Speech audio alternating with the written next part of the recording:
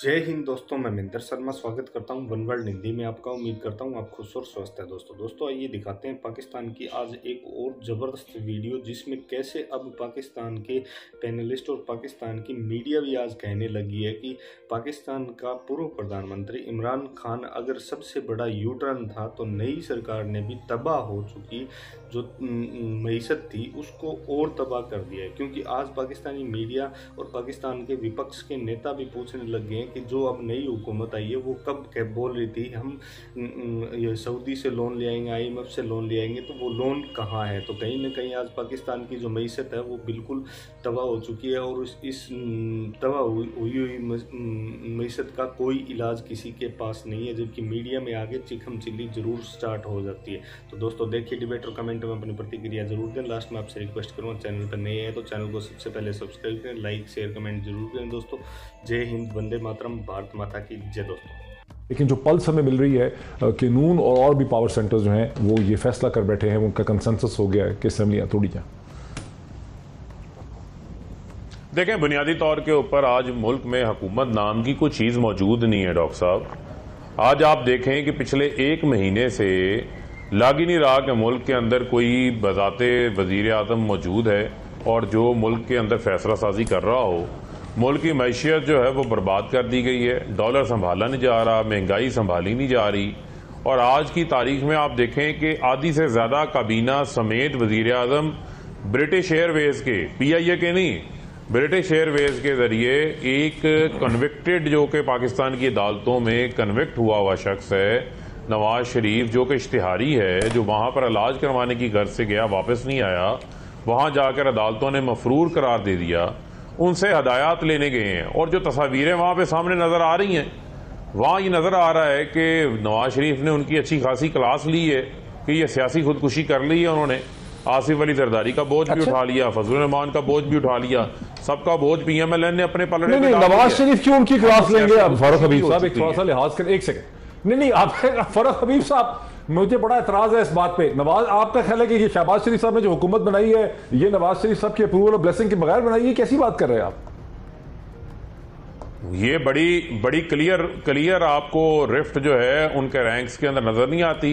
ये ख्वाजा आसिफ ने आज को पहला बयान दिया इंतखाबात का, इससे कबल एक असेंबली के फ्लोर पे तकरीर में वो कह चुके हैं, इससे पहले जावेद लतीफ कह चुके हैं, इससे पहले उनकी पार्टी के और बहुत सारे अरकान कह चुके हैं, जो हमें बहुत सारे, तो जो आप उनसे ऑफ द रिकॉर्ड बात करेंगे तो वो इनका बोझ उठाने को तैयार नहीं है।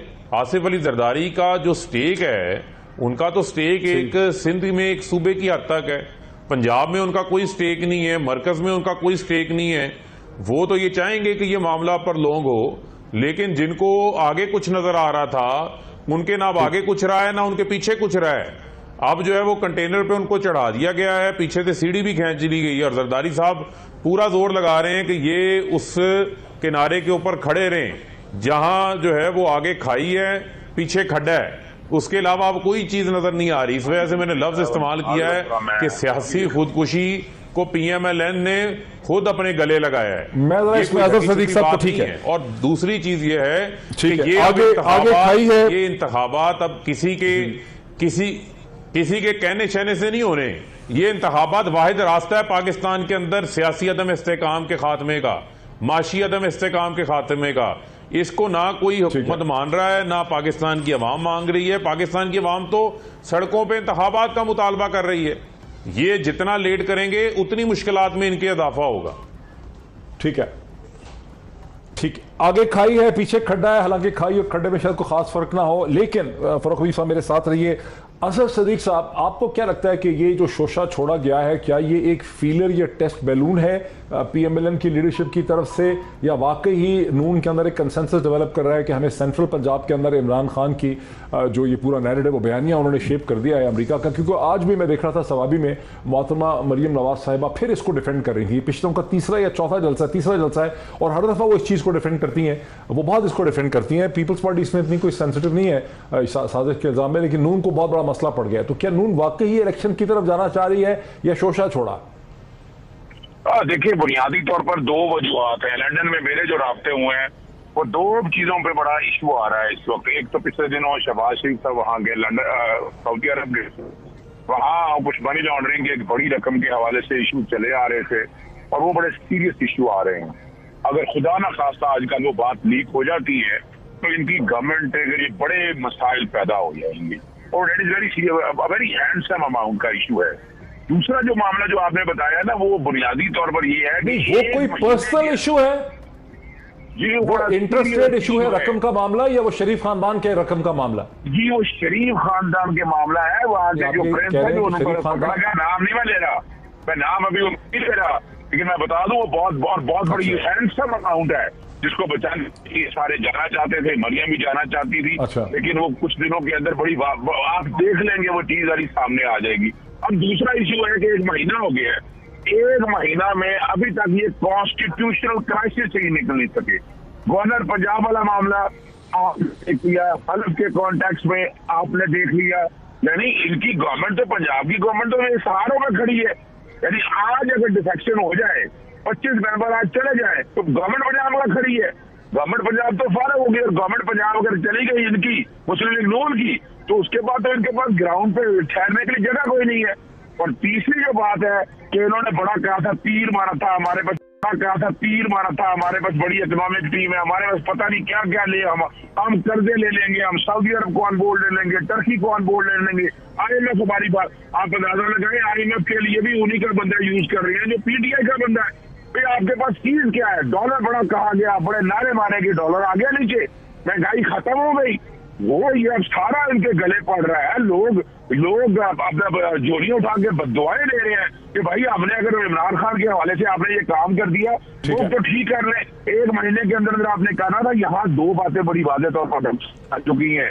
एक तो बात ये आपने कॉन्स्टिट्यूशनल क्राइसिस, आप ये मामला सारे देख रहे हैं, बजट पास करना है, बड़ा सीरियस इशू है। बजट के पास इनको मेजोरिटी के लिए तो सिर्फ 3 वोट है।